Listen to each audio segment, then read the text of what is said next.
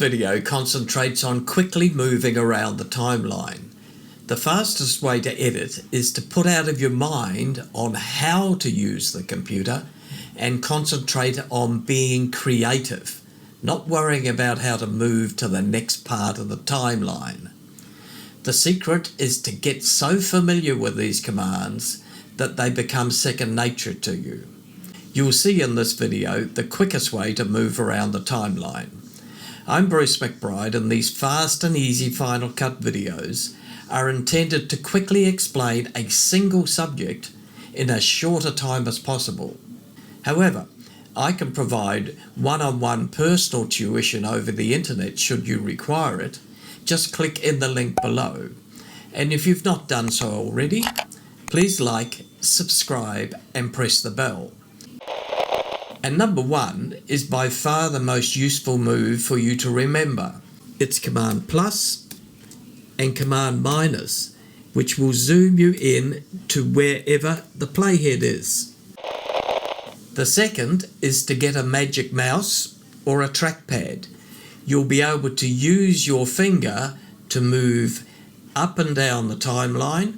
So this is the quickest way to move without having to take your hand off the mouse or the trackpad. And the third is to remember that the home key will take you to the beginning of your timeline, and the end key will take you to the end of your timeline. And that's on the extended keyboard. If you have a standard keyboard or you're working on a laptop, then you would use the FN and the left arrow to go home, and FN and the right arrow to go to the end.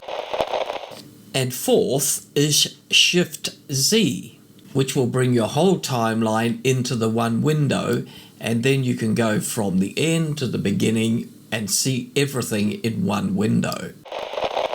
The fifth is the space bar, and the space bar allows you to play your project. One press to play, one press to pause.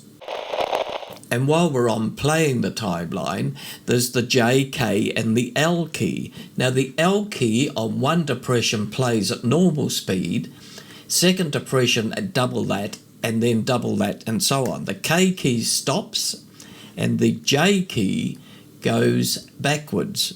And if you look at the format of the keys, you can see the J is pointing left and the L is pointing right, just for that visual purpose.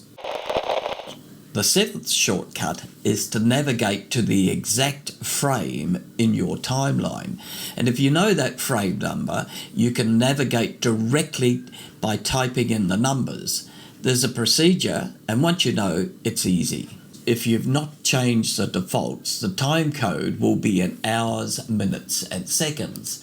And so if we look at the preferences here under general, you can see it's hours, minutes, seconds and frames. So if that's not been changed, then the following will apply. The actual time code is separated by colons, and the frames are relevant to the frame per second that you set for your project. So if you click on the time code under the viewer now and type in the numbers 12.24, that will show 12 seconds and 24 frames if this is in a 30 frame per second project. When you press return or the enter key, then you're taken to that exact position in the timeline. The format for entering time code is to press a period, or that's a full stop, between each section. It enters from the right, so you need to fill all of the fields. So if you wanted to go to the 1 minute mark now, you would type in 1.0. And that's now gone to the 1 minute mark. Or you could enter 1 ... which gives you the same thing. And there's an even faster way to zoom into the keyboard. If you hold your Z key down, you'll get the magnifying glass.